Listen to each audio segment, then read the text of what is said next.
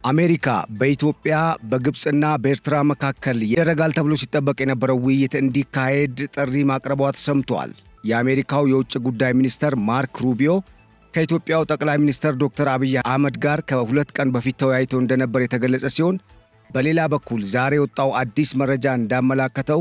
የአሜሪካው የውጭ ጉዳይ ሚኒስተር ማርክ ሩቢዮ ከግብጽ የውጭ ጉዳይ ሚኒስተር ከባድር አብዱለቲ ጋር በስልክ መወያየታቸው ተሰምቷል። የውይይታቸው ይዘት ምንድነው? በዋናነት በምን ጉዳይ ላይ ተወያዩ? የምትሰሙት ይሆናል። ቆይታችሁ ከኛ ጋር ያማረ እንዲሆን እየተመኘን ለቻናላችን አዲስ የሆናችሁ ቻናሉን ሰብስክራይብ፣ ፕሮግራማችንን ደግሞ ላይክ እና ሼር እንድታደርጉ እየጋበዝን እንደዚሁ የተለየ ሐሳብ አስተያየት ካላችሁ እንድታጋሩን እየጋበዝን በቀጥታ ወደ መረጃዎቹ ተሻገርን።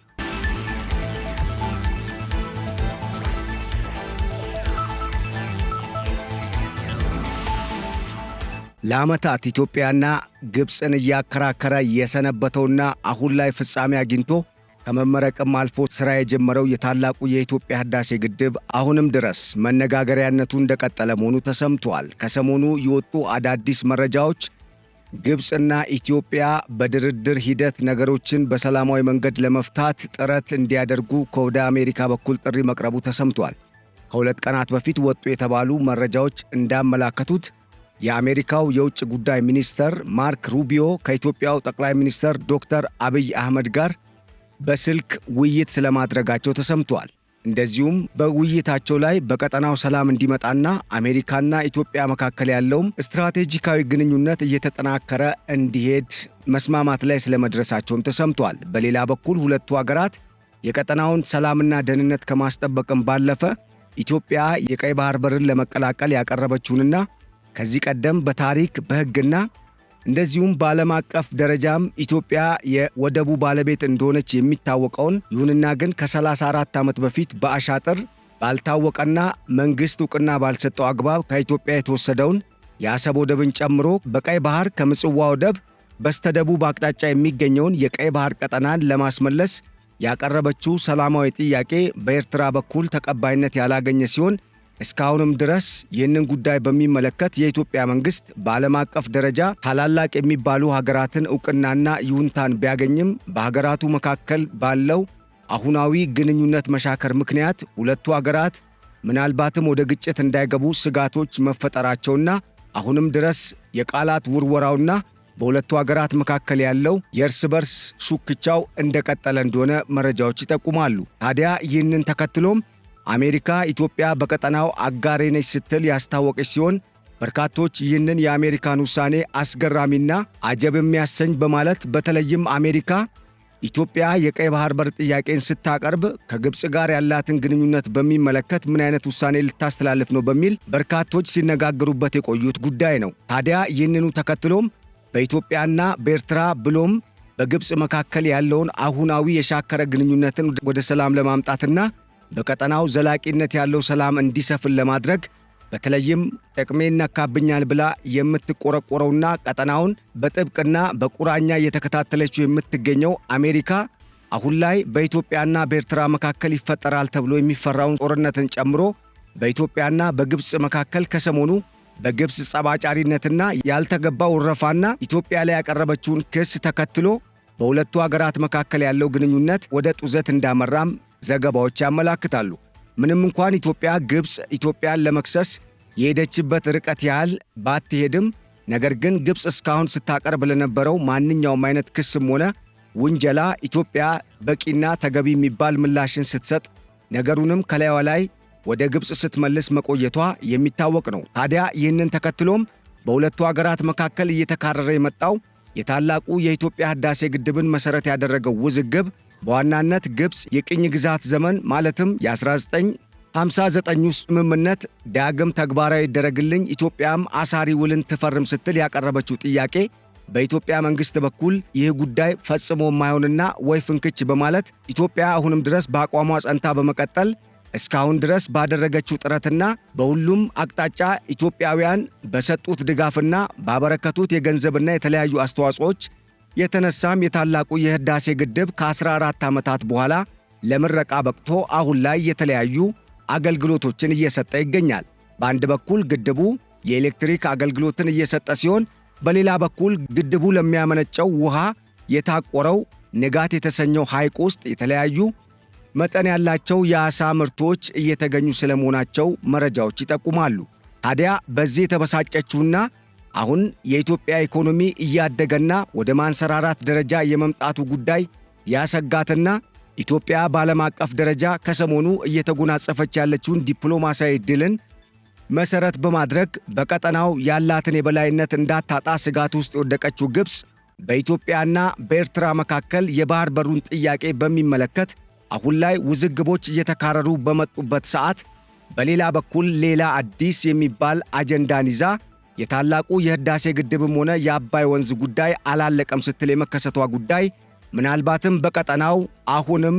ያልበረደና በቀጣይ ሌላ ትርምስን ሊፈጥር የሚችል ችግር እንዳይፈጠር በበርካቶች ዘንድ ስጋትን ፈጥሯል።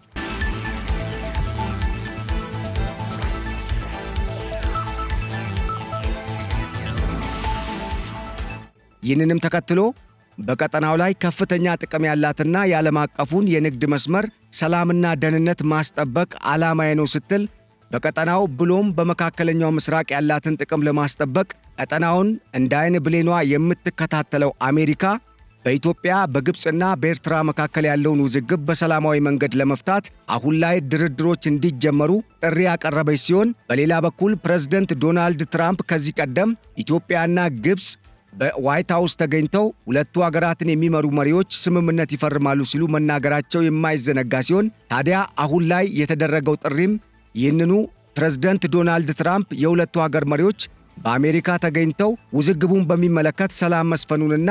ሁለቱ ሀገራት የሚስማሙበትን ስምምነት እንዲፈርሙ ጥሪ ማድረጋቸውም ተሰምቷል። ይህ ጉዳይ አሁንም ድረስ በኢትዮጵያ በኩል የተለያዩ ቅድመ ሁኔታዎች እንደቀረበበት የተነገረ ሲሆን፣ በሌላ በኩል አሜሪካ ቀጠናውን በመዘወር አጋሪ ነች የምትላትን ሳውዲ አረቢያን ኢትዮጵያንና ኤርትራን እንድታሸማግል ማንዴት መስጠቷ ተሰምቷል። ይህንን ተከትሎም ከትላንት ወዲያ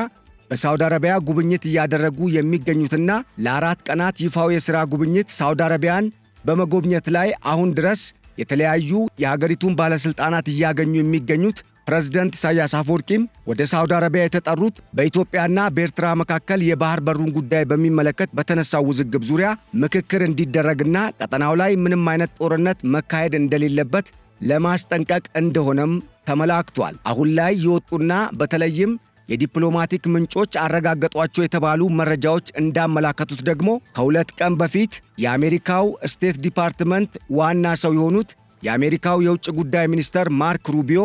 ከኢትዮጵያው ጠቅላይ ሚኒስተር ዶክተር አብይ አህመድ ጋር ረዘም ያለ የስልክ ውይይት ማድረጋቸው የተነገረ ሲሆን፣ በዚህም ባደረጉት የስልክ ውይይት በቀጠናው ዙሪያ ሁለቱ ሀገራት ያላቸውን ጥምረት በበለጠ ለማጠናከርና ኢትዮጵያ የባህር በሩን በሚመለከት አሁን ላይ ላቀረበችው ቅድመ ሁኔታ የአሜሪካ መንግስት ዕውቅና እንደሚሰጥ መገለጹ ተሰምቷል። ምንም እንኳን በኢትዮጵያ መንግስት በኩል ጉዳዩን በሚመለከት መግለጫ እስካሁን አልተሰጠም የተባለ ሲሆን፣ ከቀናት በኋላ ዛሬ ላይ የወጡ ሌሎች መረጃዎች እንዳመላከቱት ደግሞ ማርክ ሩቢዮ የኢትዮጵያውን ጠቅላይ ሚኒስትር ዶክተር አብይ አህመድን ካናገሩ ከ2 ቀናት በኋላ ዛሬ የግብፁን የውጭ ጉዳይ ሚኒስትር ባደር አብዱልለቲን በስልክ ማነጋገራቸው የተነገረ ሲሆን፣ ከግብፅ በኩል ወጡ የተባሉ በሁለቱ አካላት መካከል ተደረጉ የተባሉ ውይይቶችን መሰረት ያደረጉ መረጃዎች እንዳመላከቱትም ግብፅ ኢትዮጵያ የአባይን ውሃ በብቸኝነት በተለይም ግድቡን ስትገነባ ያለ ግብፅና ያለ ሱዳን ይሁንታ ብቻዋን ነው የገነባችው ስትል አሁንም ደግማ ክስ ማቅረቧ ተሰምቷል። በተጨማሪም በአሜሪካና በግብፅ የውጭ ጉዳይ ሚኒስትሮች መካከል ተደረገ በተባለው የስልክ ውይይትም ሁለቱ አገራትን የሚወክሉት እነኚህ የውጭ ጉዳይ ሚኒስትሮች በቀጠናው ሰላም እንዲመጣና እንደዚሁም በምስራቅ አፍሪካ ጉዳይ በተለይም ከኤርትራ ጋር በተገናኘ የተለያዩ ሐሳቦችን መሰረት ያደረጉ ውይይቶችን ስለማድረጋቸው ተሰምቷል።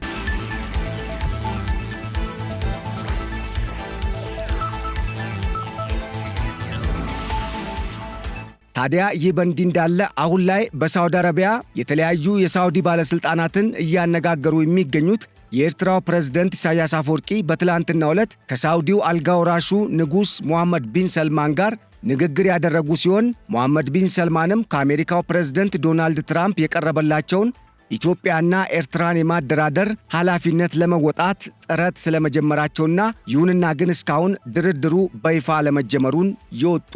መረጃዎች አመላክተዋል። በሁለቱ ሀገራት መካከል እስካሁን ድረስ እየጦፈ የዘለቀው የሁለቱ ሀገራት ውዝግብ ምናልባትም ኢትዮጵያ ያነሳችው ጥያቄ ተቀባይነት እያገኘ ከመምጣቱ ጋር ተያይዞ ግብፅ ኤርትራን በተዘዋዋሪ ለመደገፍ ስትል ከሰሞኑ የተቋጨውንና ፋይሉ የተዘጋውን የህዳሴ ግድብን ጉዳይ በማንሳት ኢትዮጵያን ለመወንጀል የሞከረችው ሙከራ በእርግጥም ኢትዮጵያ ከግድቡ ወደ ወደቡ በሚለው አጀንዳ መሰረት አሁን ላይ የባህር በሩን ጥያቄ መሰረት በማድረግ ከፍተኛ የሆነ ትኩረትንና እንደዚሁም የተለያዩ ጥረቶችን እያደረገች ባለችበት በዚህ ሰዓት የዚህ አይነቱ ጥሪና ክስ መነሳቱ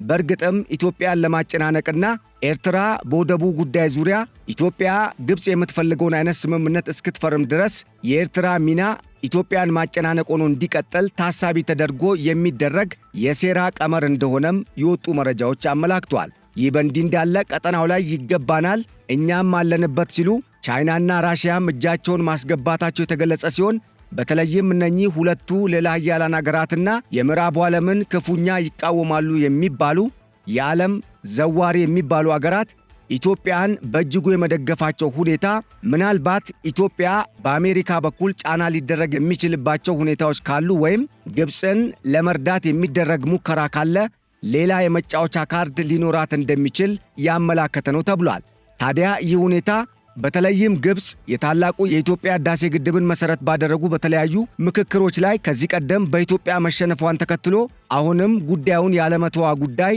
በእርግጥም ነገሩ ከአባይ ግድብ ጋር የተያያዘ ብቻ ሳይሆን ኢትዮጵያ የባህር በሩን እንዳታገኝ ሌላ ጥልፍልፎችን ለመፍጠር ያለመ እንቅስቃሴን እያደረገች መሆኗን የሚያሳይ ነው በማለት ኢትዮጵያ በዚህኛው በኩል የተጀመረው የሰላም ድርድር ውጤታማ የማይሆን ከሆነ ሌላ የምትስበውና የምትጫወትበት ኤርትራን አስገድዳ የባህር በሩን የምትቀበልበት ዕድል ሊኖር እንደሚችል የወጡ መረጃዎች አመላክቷል። ለዚህ ደግሞ በዋናነት አሜሪካ የተለያዩ የከበሩ ማዕድናትን ኢትዮጵያን ጨምሮ ከተለያዩ አፍሪካ ሀገራት ጋር ስምምነትን በማድረግ አሁን ላይ ለማግኘት ጥረት እያደረገች ሲሆን ኢትዮጵያም እነኚህን የተፈጥሮ ማዕድናትና በዓለም አቀፍ ደረጃ ሶስተኛዋ የዲፕሎማቶች መናኸሪያ ወይም መገናኛ የሆነችውን አዲስ አበባን በውስጡ የያዘች ከመሆኗ ጋር ተያይዞ አሜሪካ አሁን ላይ በቻይና እየተነጠቀች ያለችውን አፍሪካን በእጇ ለመመለስ ኢትዮጵያን የግድ የሚያስደስት ውሳኔ የምትወስንበት ዕድል ሊኖር እንደሚችልም ተንታኞች ሐሳብ አስተያየታቸውን ሰጥተዋል። ይህ ሁኔታ በዚህ መልኩ የሚቀጥል ከሆነ በቀጣይ ምን ሊፈጠር ይችላል የሚለው ጉዳይ በበርካቶች ዘንድ መነጋገሪያ ሲሆን በተለይም አሁን ላይ በኢትዮጵያና በኤርትራ እንደዚሁም በግብፅ መካከል ያለውን ጉዳይ ይፈታሉ የተባሉት የአሜሪካው ፕሬዝደንት ዶናልድ ትራምፕ በኢትዮጵያና በኤርትራ መካከል ያለውን ጉዳይ ሳውዲ አረቢያ እንድታደራድር፣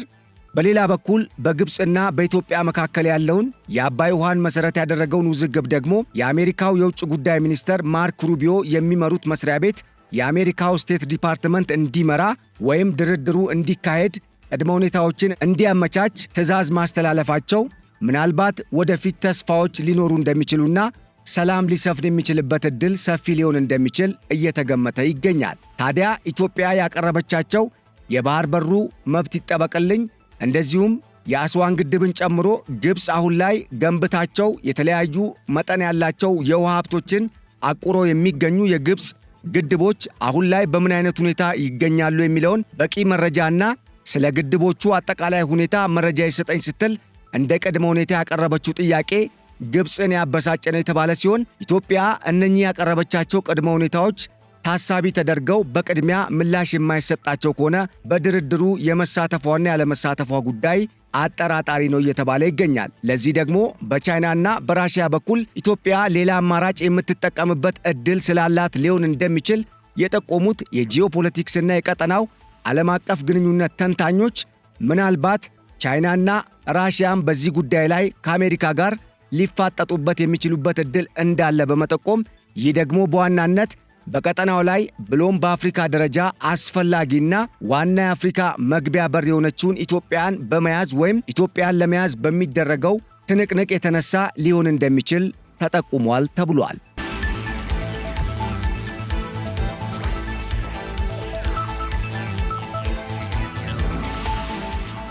ውድ አድማጭ ተመልካቾች ለዕለቱ ያዘጋጅንላችሁ በዚህ ሰዓት ወደ እናንተ የሚደርሰው የገበያ ሚዲያ ልዩ የትንታኔ መረጃ ፕሮግራማችን እስካሁን የሰማችሁትን ይመስል ነበር። በቀጣይ በሌሎች ርዕሰ ጉዳዮች ዳግም እስክንገናኝ ለአሁኑ በዚሁ ተሰናበትናችሁ። ቸር ሰንብቱልን። ሰላም።